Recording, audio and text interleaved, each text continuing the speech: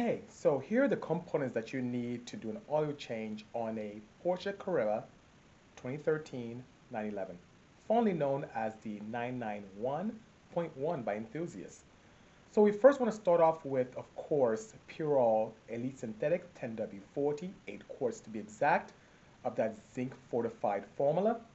You need an oil pan to drain all the old oil that was in the engine for a few miles.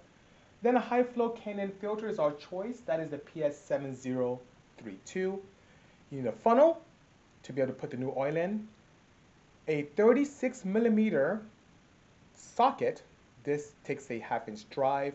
And because of the 1/2 inch drive, we do need to also have a 8 millimeter Allen socket, a pick to remove the filter, the extension for that 1/2 inch I just mentioned a moment ago, and then of course a 1/2 inch ratchet and a torque wrench. So I'll start off by typically raising the vehicle up, and of course safety is first. So after you get the car to a decent height, you do want to put on some jack stands in these very nice strong suspension points that allow you to stay safe while doing the oil change. Right there is the drain plug, where we'll use the 8 millimeter Allen socket to remove that plug. Be careful because this oil may be hot, and we just turn this counterclockwise and there you go, the oil starts to drain.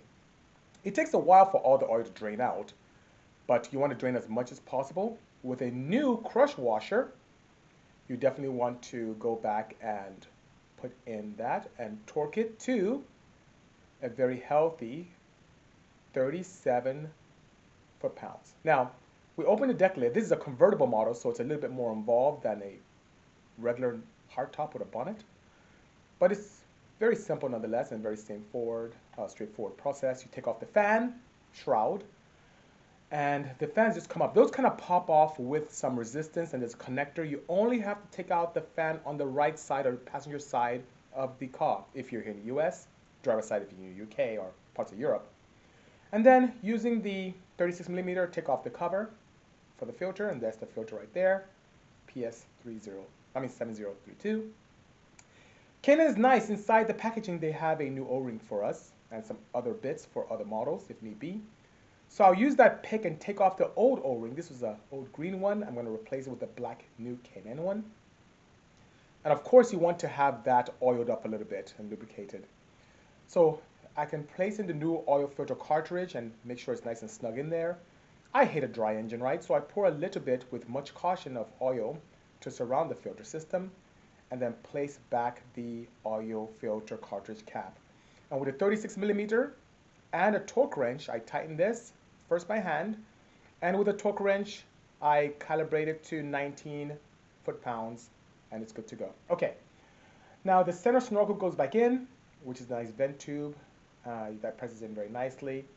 You definitely want to connect your fans back because that'd be a bad thing if you don't. And there are receptacles in the top where the fan clicks in, and the bottom where it clicks in as well, and that's it.